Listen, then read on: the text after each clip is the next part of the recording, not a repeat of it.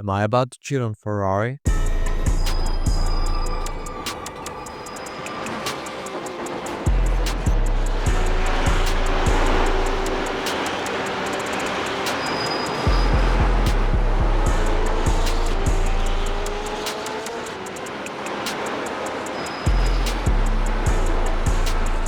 The Porsche 911 GT3 R is a rear-engine car with a naturally aspirated flat 6 4.2 liters, and it produces around 565 horsepower. That rear-engine layout gives it insane traction once you get on the gas and a lot of stability on corner exits. But if you do get too greedy on entry, it will absolutely punish you. It weighs roughly 1250 to 1265 kilograms dry, and that lighter weight plays a huge role in how the car feels. In short stints, it's sharp, it's pointy, and incredibly rewarding once you understand where the limit is. When you're fresh, it feels like a weapon. So I tested it side by side with the Ferrari.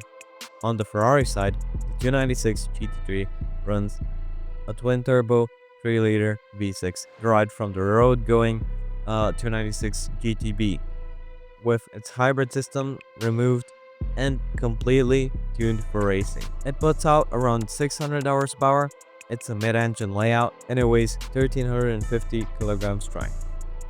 On track, the difference is immediate. The Ferrari's mid-engine layout gives it a more balanced driving style overall. It's more approachable, more importantly, more predictable at the limit, and that matters a lot to me as somebody who really loves endurance racing and focuses on endurance racing.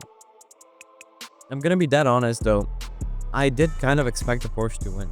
At least on paper, it's lighter, it's pointier, it's just more aggressive. Yeah, that's not exactly what happened actually. As I tested further and went back to past experiences with the Ferrari compared to the Porsche, like my 4-hour solo Nürburgring race, where I ran the 296 GT3 at full fuel, pushing the tires to the end of every stint, it became insanely clear where the difference is. The Ferrari truly comes alive and longer. Even as the fuel drops and the tires start to go away, the car stays predictable and stable. It always tells you what it's doing, and that makes it incredibly easy to trust deep into a run. A lot of people like to call the Ferrari a boat, and I couldn't disagree more. Yes, it's heavier, but that mid-engine layout gives you very clear feedback. You know how much rotation you have, how much you can push on corner exit, and exactly where the limit is. In endurance racing, that kind of clarity matters way more than outright sharpness. It's invaluable. Now, that's not exactly to say that the Ferrari is perfect though. On tracks like Sebring, it can feel more throttle sensitive on some turns, especially in sector 2 and 3. I've faced a few scares. For example, on my last weekend at the 6-hour Sebring, which I'm going to touch on in a second, it can snap on you quicker than the Porsche, and you just have to be very careful. The Porsche rear engine layout gives it insane traction, especially in corner exit, and in those moments, it feels more forgiving. But over a full stint, the Ferrari just feels more honest. It builds confidence lap after lap, and that confidence let you push consistently without overdriving the car, just giving you a great feel of where you are. Even with the extra weight, that twin-turbo V6 absolutely rests down the Dottinger straight on the Nordschleife. Porsche, while slightly down on power though, benefits from being lighter, and that really shows in mid-speed corners. For example, the carousel, where the Ferrari does make it through relatively smoothly, but in comparison, the Porsche just feels composed, effortless. It just glides through it like a dream. And once you adapt to the Porsche's quirks, it is a car that you can push very easily. It is a car that you can push extremely hard in a run.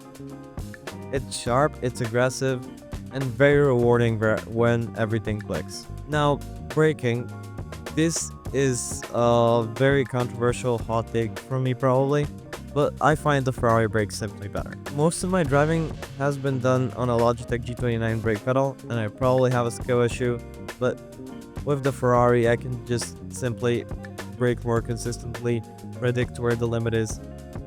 Rail brake more effectively though, again, that might just be a skill issue, and at least to my skill level and my setup, the Ferrari has just responded better than the Porsche, though that's something that might change in the future because I will be upgrading later on. So, over time, the Ferrari has proven itself to be unbelievably reliable. While I might prefer the Porsche for short burst races like tracks like Virginia, I'm not even considering switching away from the Ferrari for endurance. In fact, just last weekend on the 6-hour Sebring race, my teammate O and I made a 33 place comeback after underwhelming qualifying. We ran the Ferrari to iRacing GT3, of course, and once again it proved itself irreplaceable, giving iRacing a great first start together. So, no, I'm not cheating on the Ferrari, but for short stints, the Porsche is definitely tempting. But when it comes to endurance racing, I'm staying where I am right now. Thanks for watching. Like, subscribe, follow me on all socials, follow my journey from sim racing endurance to real life, and I'll see you guys later. Keep pushing.